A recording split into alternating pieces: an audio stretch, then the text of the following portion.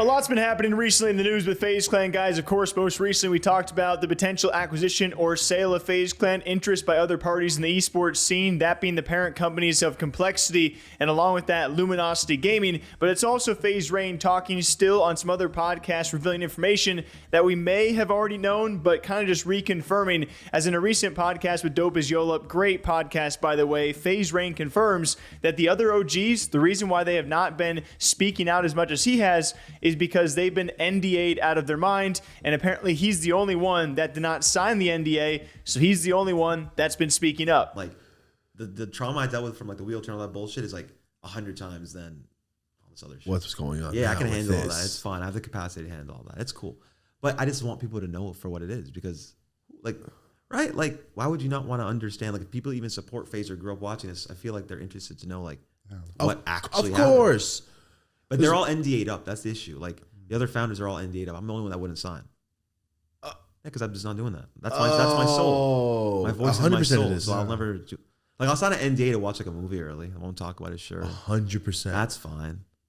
But like, I'm not signing no NDA to not speak on. I'm glad you talked about this because that's exactly what happened.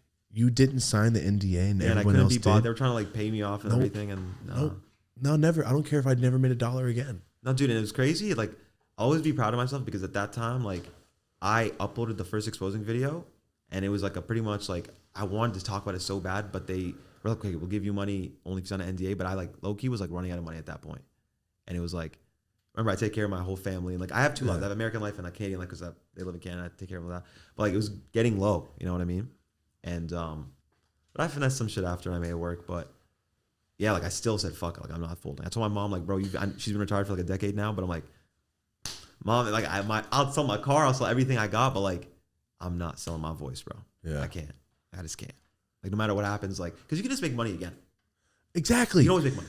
Exactly, dude. My soul, like, bro, I'll feel like a piece of shit, like a pussy. Like, I want to be the man who I say I am, so I can't do anything that contradicts that. And if you've been following the FaZe Rain situation, he for sure has been the only one speaking up. We've seen some other OG members kind of give some light takes. We've seen Seabass respond to FaZe Rain. We've seen Tico speak up.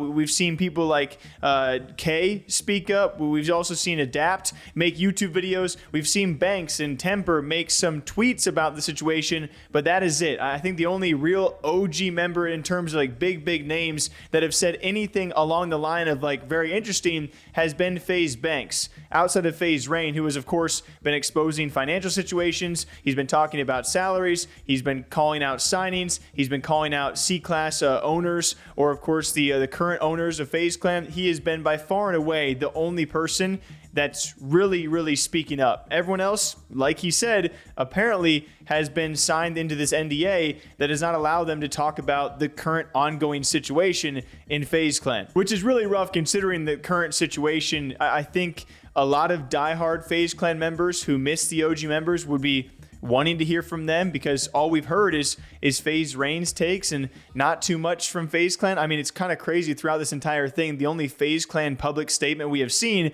has been them siding with Grace Van Dien against FaZe Rain and nothing really else. With all the drama being drummed up, it makes you wonder, when will these NDAs come up? You know, why did they sign them? Were they paid to sign them? Like Rain said, that seems pretty crazy to pay someone to sign an NDA. It's a crazy opportunity if that was the case, and some people apparently took it. Others like Rain apparently not. It's a confusing time to be a FaZe Clan fan. So what do you guys think? Till next time, drink up for me. We'll catch you back here sometime soon.